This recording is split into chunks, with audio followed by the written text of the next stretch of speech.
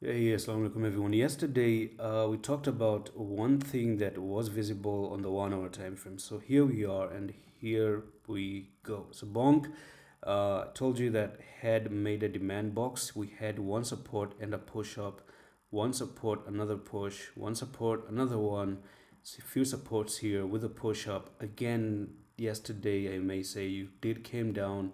This was a good opportunity to probably enter once again, and you have now start to break above a trend line that was restricting the prices previously as well. So if you notice, uh, Bonk is doing a good job of actually breaking above this little bit of resistance. So you had one resistance and a move down, another touch with the move down again. Here the third one, and you move down, and a final.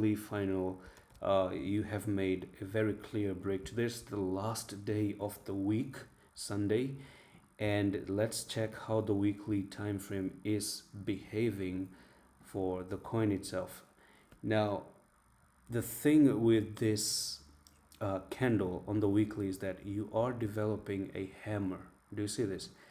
The weekly is positive based on a candle reading, because this candle here is known as hammer, and especially when a hammer is made after maybe a little bit of a drop down, that actually could indicate that next coming week can be a reversal back to the upside, unless again, if you don't take out the lowest prices of the hammer, which is down to 1974. But also keep in mind we have 1 day 4 hours to close this candle. Now the next thing is, the reason why I say this is because if you end up coming down to 1878, you you destroy two things basically, right?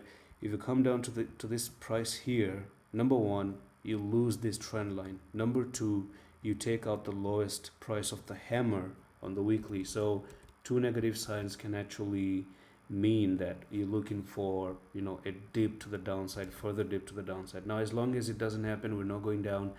I even said this way too many times, even when we were in this descending triangle. I used to say, hey, for me it's a descending triangle, but it's not in play because you haven't popped down, and then eventually it popped up and it went back up. I always gave you a stop down to 888. It never really went down there. So as long as you're not taking those stop losses, as long as you're not making invalidation, there should be nothing to worry about. But as soon as you do that, then you have to be really cautious. Maybe take the loss, walk away. You never know what happens next.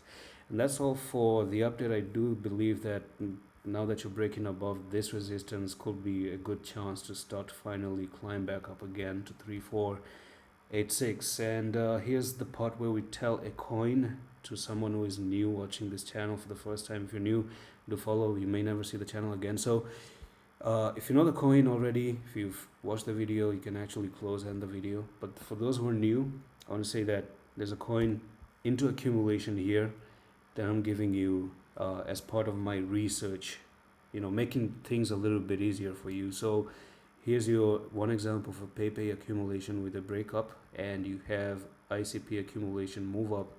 This is Bonk, Dodge, Shib. Now this is the mysterious one, okay?